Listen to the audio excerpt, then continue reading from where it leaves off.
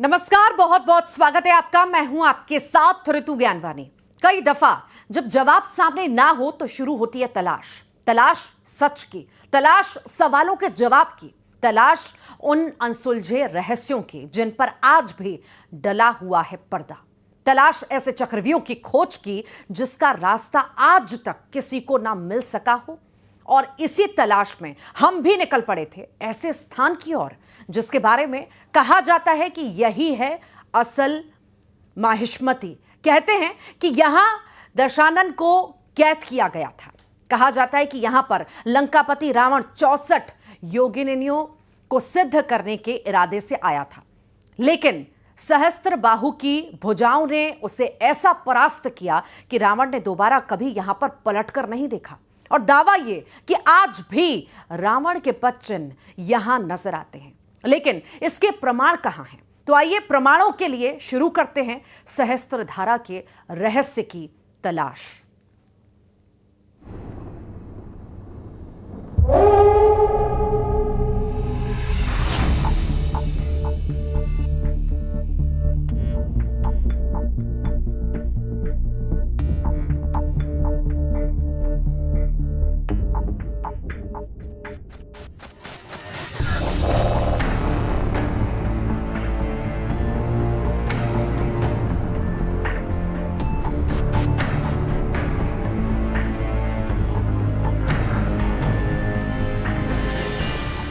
मध्य प्रदेश का एक जिला मंडला, जहां रेवा यानी कि मां नर्मदा दिखाई देती है।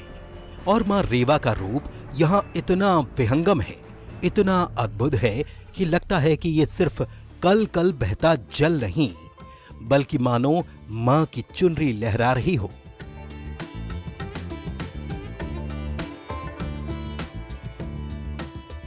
यही वो स्थान है जहां हम पहुंचे हैं अपनी तलाश पर। वो तलाश जिसमें किंवदंतियां हैं, पौराणिक कथाएं हैं, उनके साक्ष्य हैं। तो वहीं आज भी मौजूद कुछ ऐसे प्रमाण हैं जो विस्मित करते हैं और विचार करने पर मजबूर भी।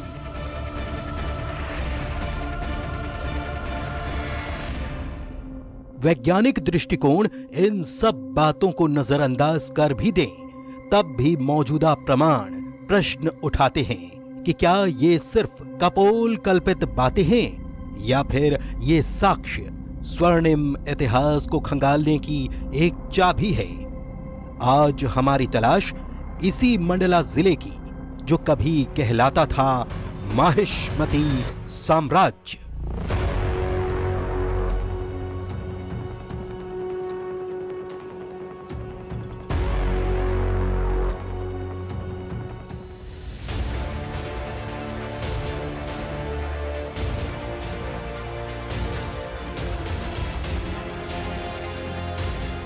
यहाँ इतिहास, पौराणिक कथाएं और किंवदंतियां आपस में इतनी ज्यादा गुथी हुई हैं कि सच और कल्पना का अंतर मिट सा जाता है। कहते हैं यहाँ दो ऐसी शक्तियों का वास रहा है जिनका बल, शक्ति अद्भुत थी, और उन्हीं के बीच यहाँ छिड़ा था भीषण युद्ध, जिसके प्रमाण आज भी यहाँ मिलते हैं।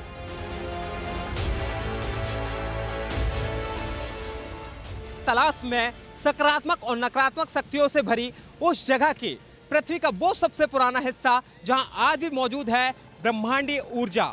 हम बात करेंगे उस जगह की जहां पर लंकापति रावण को सहस्त्रार्जुन ने किया था धराशायी। कहां आज भी मौजूद है सहस्त्रार्जुन का अक्ष? कहां पर सहस्त्रार्जुन ने मां नर्मदा की प्रवाहित धाराओं को रोक लिया था?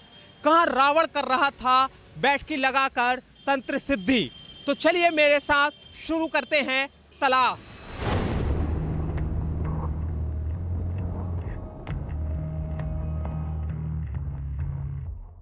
नर्मदा का विशाल तट और उसमें मौजूद सहस्त्रधारा, यानी 1000 धाराओं का एक साथ प्रवाह, ये कोई साधारण जगह नहीं है। ये धरती का वो हिस्सा है जहां की हर एक चट्टान पौराणिक कहानी कहती है।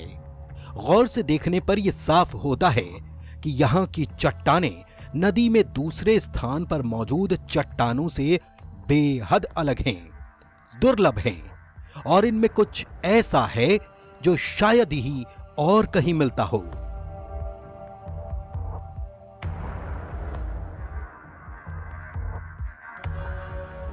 यहां की चट्टानें बिल्कुल चमकदार हैं। कहा जाता है सहस्त्रबाहु ने जब अपनी भुजाएं फैलाई तो नर्मदा का प्रवाह पश्चिम दिशा से पलटकर पूर्व दिशा की तरफ हो गया और तभी लंकापति रावण क्रोध से तिलमिला उठा।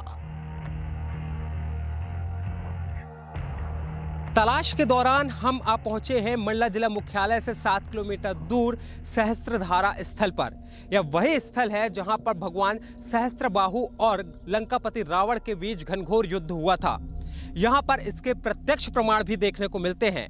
इसे देखने के लिए हमें यहां से करीब 14 किलोमीटर दूर पैदल चट्टानों के बीच से होकर गुजरना पड़ेगा और वहां पर हमें लंकापति रावण और सहस्त्रार्जुन के बीच में जो युद्ध हुआ था उसका प्रत्यक्ष प्रमाण देखने को मिलेगा, जो कि पौराणिक ग्रंथों में भी इसका जिक्र है।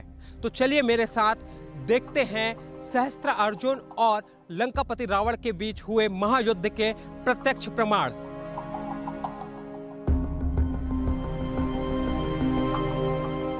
हमारा सफर शुरू हो चुका था।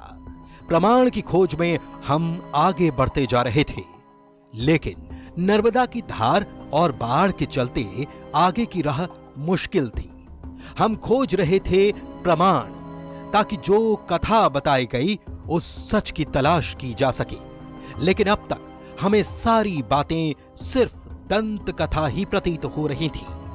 लेकिन तब भी हमें ब्रह्मांडीय शक्ति भीतर ही भीतर एहसास करा रही थी कि कुछ तो जरूर हाथ आएगा। जहां रावण 64 योगिनियों को सिद्ध करने के लिए बैठकी लगाई थी, जहां रावण के प्रत्यक्ष रूप से पैरों के निशान के प्रमाण मिलते हैं, वहां तक पहुंचने के लिए अभी तक हम चट्टानों भरे रास्ते से गुजरते हुए करीब 13 किलोमीटर तक का सफर कर चुके हैं, लेकिन अभी तक हमें इसका कोई भी प्रमाण नहीं मिला। लेकिन जहां बताया जा रहा है, वहां उनकी जहां बैठकी है, जहां उनके प्रत्यक्ष रूप से पैरों के प्रमाण मिलते हैं, वहां तक पहुंचने के लिए हमें आगे बढ़ना होगा। लेकिन इस बीच रास्ते पे मां नर्मदा की प्रवाहित धारा आ गई है। अब इससे पार करके हमें वहां तक पहुंचना होगा। इसके लिए हमें एक रास्ता बनाना पड़ेगा। उस रास्ता को पार करते हुए हम वहां तक पहुंच रहे हैं।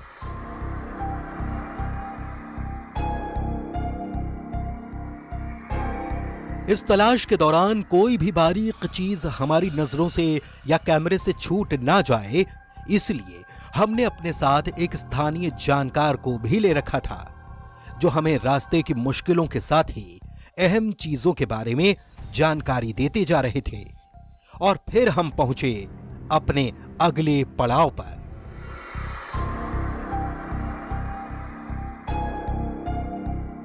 इन चट्टानों को लेकर कथा और तथ्य दोनों में बड़ा अंतर है। आइए पहले उसे समझते हैं।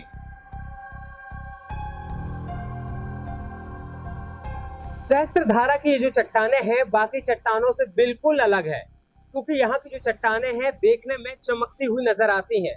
आप देखेंगे अभी तो ये जो चट्टानें हैं दूर से ही चमकती हुई नजर आती हैं। इसे भगवान सहस्त्रार्जुन और लंकापति रावण के बीच हुए महायुद्ध का प्रत्यक्ष माना जाता है। लेकिन अगर वैज्ञानिक दृष्टिकोण की बात करें तो कहा जाता है कि जब पृथ्वी का निर्माण हुआ था, तब जो ज्वालामुखी का जो विस्फोट हुआ था, उसके कारण ज्वालामुखी नदियों की तरह बहती हुई जा रही थी, जिसके बाद जब ज्वालामुखी ठंडी हुई तो यह जो मोटी परत है वह जम गई थी। इसे बेसाल्ट भी कहते हैं। आप अगर चट्टानों को देखेंगे तो इन चट्टानों पर छोटे छोटे छेद भी नजर आते हैं। लेकिन पौराणिक ग्रंथों की अगर हम बात करेंगे तो पौराणिक ग्रंथों में भगवान सहस्त्रार्जुन और लंकापति रावण के बीच हुए महायुद्ध का इसे प्रत्यक्ष बताया जाता है। बताया जाता है कि जब लंकापति रावण और सहस्त्रार्जुन के बीच में महायुद्ध हो रहा था, तब सहस्त्रार्जुन ने अपनी हजारों भुजाएं निकाली थी, जिसके कारण ये जो चट्टानें हैं ऐसी निर्मित हो गई हैं। वैज्ञानिक तौर पे ये कहा जाता है कि नर्मदा की घाटी की जो संरचना है वो आदि प्रलय से जोड़ी जाती है। आदि प्रलय जो महाप्रलय हुआ था उसके कारण नर्मदा जो दक्षिण एशिया का हिस्सा के वो हिमालय से टकराया और नर्मदा की संरचना हुई। तो जो ज़मीन के अंदर के ब्लैक बसाल्ट पत्थर हैं वो ऊपर आ गए, इसलिए सहस्त्रधारा में सारे पत्थर बहुत चट्टाने बहुत हार्ड और ब्लैक हैं। ये उसका वैज्ञानिक होगा।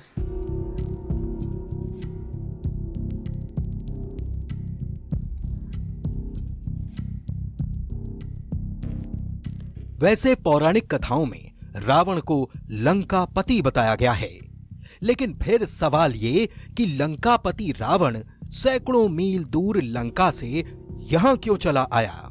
तो इसके पीछे थी एक ऐसी शक्ति को प्राप्त करने की मीमांसा जिससे रावण और ज्यादा शक्तिशाली हो जाता, और वो शक्ति थी 64 योगिनियों की शक्ति।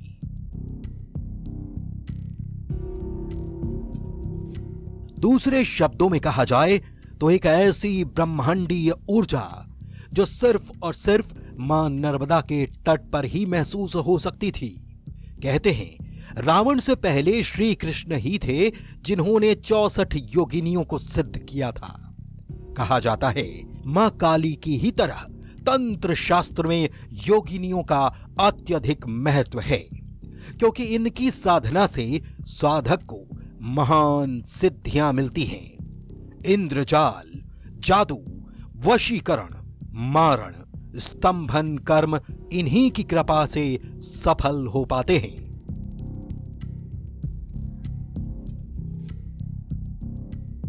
रावण यहां पर 64 योगिनियों को सिद्ध कर रहा था। इससे पहले मात्र भगवान श्री कृष्ण ही एक ऐसे भगवान हैं जिन्होंने 64 योगिनियों को सिद्ध किया है। इससे पहले न आगे न पीछे कोई भी देवी या देवता 64 योगिनियों को सिद्ध नहीं कर पाए हैं। और ये रावण भली भांति जानता था कि भगवान श्री कृष्ण ने भी 64 योगिनियों को सिद्ध करने के लिए मां नर्मदा का किनारा ही चुना था।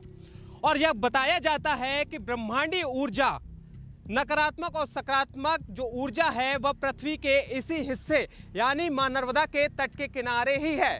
इसलिए रावण ने इस जगह को चुना और इसके बाद वह अपने 64 योगिनियों को सिद्ध करने के लिए कठोर तपस्या में जुट गया।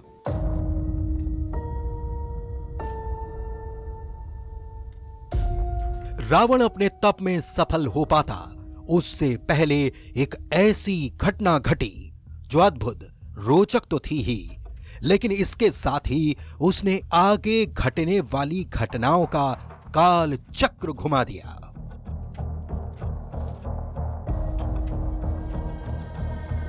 तलाश में बढ़ते हुए हम ऐसे स्थान को खोज रहे थे जहां मिले प्रमाण, क्योंकि जो कथाएं हमने सुनी थी उसकी सच्चाई भी परखनी थी।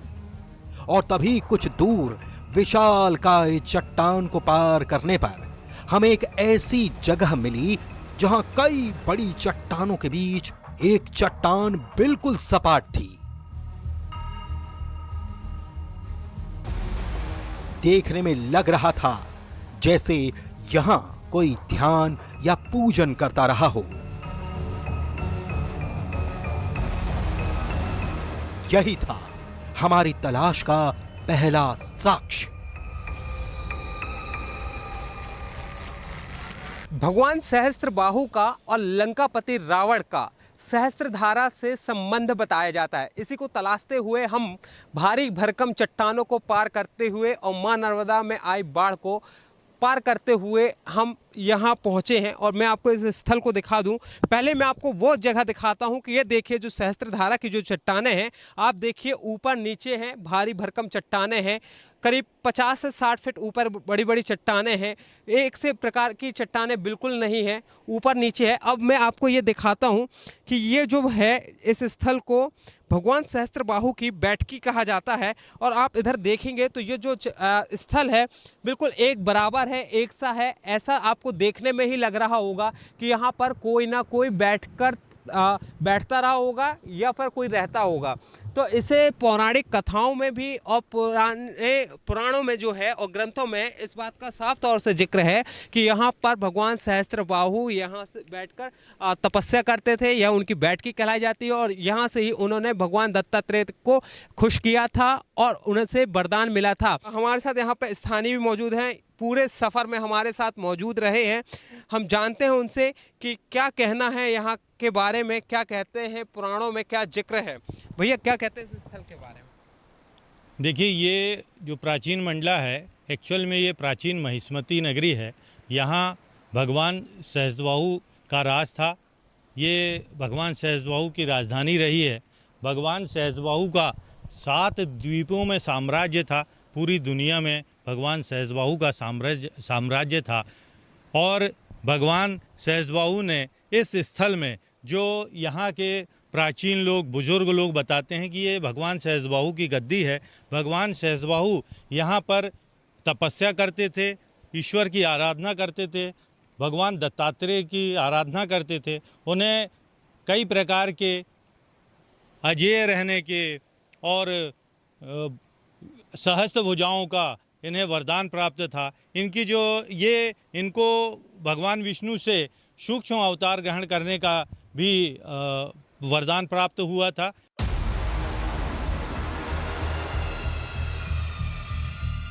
इस साक्ष्य के साथ हम उस तथ्य को भी तलाशना चाहते थे कि आखिर यहां पर सहस्त्रबाहु और रावण का युद्ध हुआ तो हुआ क्यों। तो पुराणों के जानकार शालिग्राम दुबे ने हमें बताया। सहस्त्र अर्जुन यहाँ इसी क्षेत्र पर अपनी पत्नियों के साथ पर कुछ क्रीड़ाएं, जल क्रीड़ाएं कर रहे थे। जल क्रीड़ा करने के उपरांत में जब पत्नियों ने उनसे उनके सहस्त्र बाहुओं के बारे में बखान पूछा तो उनने भगवती के जल प्रवाह को रोकने हेतु बताने के लिए अपने सहस्त्र बाहुओं को फैला दिया। सहस्त्र बाहुओं को फैलाने से भगवती नर्मदा जी का जो बहाव है वह विपरीत दिशा में जाने लग गया। उस विपरीत दिशा में कुछ दूरी पर जहाँ पर रावण अपनी तपस्या कर रहे थे, वहाँ पर जो जल की धार थी विपरीत दिशा में होने के कारण उनकी जो पूजन सामग्री थी वो बह गई। बहने से रावण क्रोधित हुए और सहस्त्र अर्जुन के बीच में, दोनों के बीच में गहन संवाद हुआ। संवाद का यह जड़ हुआ कि दोनों के बीच में युद्ध हुआ। युद्ध का निर्णय यह हुआ कि रावण परास्त हुए और सहस्त्र अर्जुन जो कलचुली राजवंश के राजा थे उन्होंने रावण को बंदी बनाकर अपने बंदी गृह पर डाल दिया। यही वो जगह है जहां पर भगवान सहस्त्रबाहु अपनी पत्नियों के साथ जल क्रीड़ा कर रहे थे। यहाँ ही उन्होंने अपने दिव्य सहस्त्र भुजाओं से मां नर्मदा की बहती जलधारा को रोक लिया था। आपको तस्वीरें भी दिखाना चाहूँगा जिसका प्रत्यक्ष प्रमाण है कि यहाँ पर सहस्त्रबाहु के जो आपको छोटे बड़े झरने दिख रहे हैं वह उनकी भुजाएं बताई जा रही हैं, जिसका पुराणों में और पौराणिक कथाओं में जिक्र भी है। आप जो छोटे बड़े झरने देख रहे हैं इन्हें सहस्त्रबाहु की भुजाएं बताई जा रही हैं। बताया जाता है कि जब सहस्त्रबाहु ने अपने दिव्य भुजाओं से मां नर्मदा की बहती जलधारा को रोका था, इसके बाद मां नर्मदा उल्टी दिशा में बहने लगी थी, जिससे रावण जहां तंत्र सिद्धि कर रहा था वह स्थल बह गया था। जिसके बाद रावण गुस्सा गया था, गुस्से से तिलमिला गया था और वहां से वह यह पता लगाने की कोशिश कर रहा था कि आखिर किसने उसकी तपस्या को भंग किया है।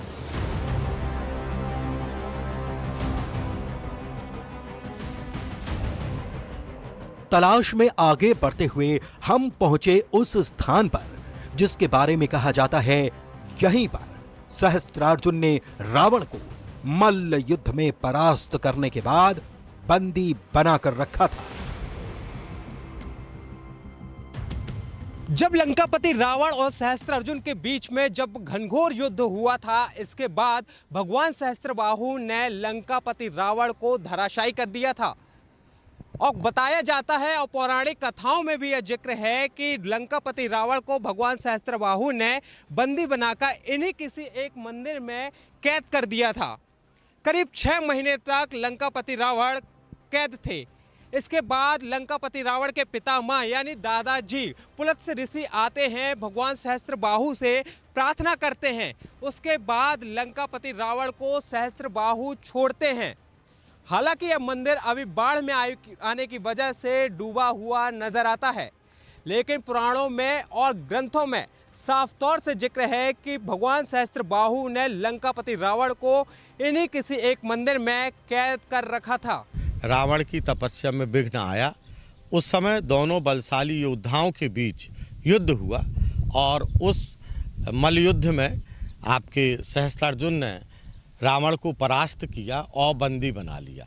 बंदी बनाने के बाद आज हम जहाँ पर पंचमठा शिव मंदिर देख रहे हैं, इसी स्थल पर उसे बंदी बनाकर रखा गया। जब महर्षि पुलुस्त को इस बात का पता चला कि रावण सहस्त्रार्जुन द्वारा बंदी बना लिया गया है, तो वे महिष्मती नगरी आए और इस स्थल पर सहस्त्रबाहु से उनकी मुलाकात हुई, भेंट हुई, और उस समय रावण को बिना किसी शर्त के छोड़ दिया गया और रावण इसी क्षेत्र में आपके बंदी था।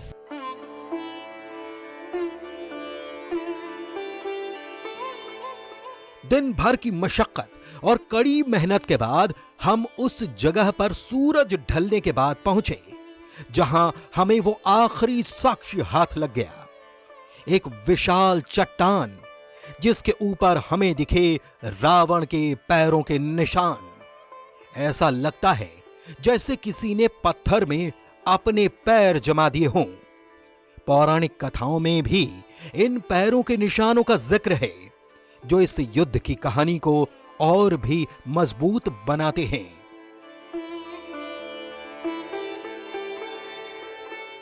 रावण के प्रत्यक्ष प्रमाण को तलाशने के लिए हम सुबह से निकले हुए थे।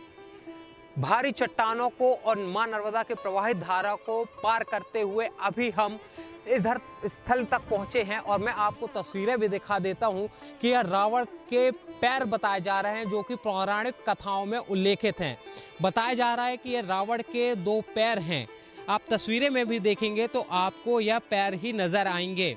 बताया जा रहा है कि जब रावण अपनी 64 योगियों को सिद्ध करने के लिए यहाँ पर तपस्या कर रहा था, तब देवताओं के राजा इंद्र भगवान सहस्त्रबाहु के पास पहुँचते हैं और बताते हैं कि अगर तपस्या रावण की पूरी हो जाएगी तो वह तीनों लोकों का विजय हो जाएगा, उसे कोई भी नहीं हरा सकता है। जिसके बाद भगवान सहस्त्रबाहु उनकी बातों को मानते हैं और वहां पर जल क्रीड़ा करते हैं। जल क्रीड़ा करते समय वह अपनी हजारों भुजाओं को एक साथ बाहर निकालते हुए मां नर्मदा की प्रवाहित धारा को रोकने का प्रयास करते हैं, जिसके कारण मां नर्मदा उल्टी दिशा में बहने लगती है और जहां रावण तपस्या कर रहा होता है तो उसकी जो शिवलिंग होता है और जो तपस्या जहां स्थल होता है वह बह जाता है, जिसके कारण रावण गुस्से से तिलमिला जाता है और वह वहां से अपनी बैठकी से छलांग लगाते हुए इस स्थल पर आता है और भगवान सहस्त्रबाहु को युद्ध के लिए ललकारता है।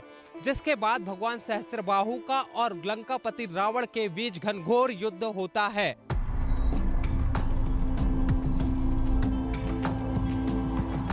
सचमुच किसी से भी अगर पूछा जाए कि पत्थर पर यह आकृति कैसी नजर आती है, तो सबका जवाब एक ही होगा।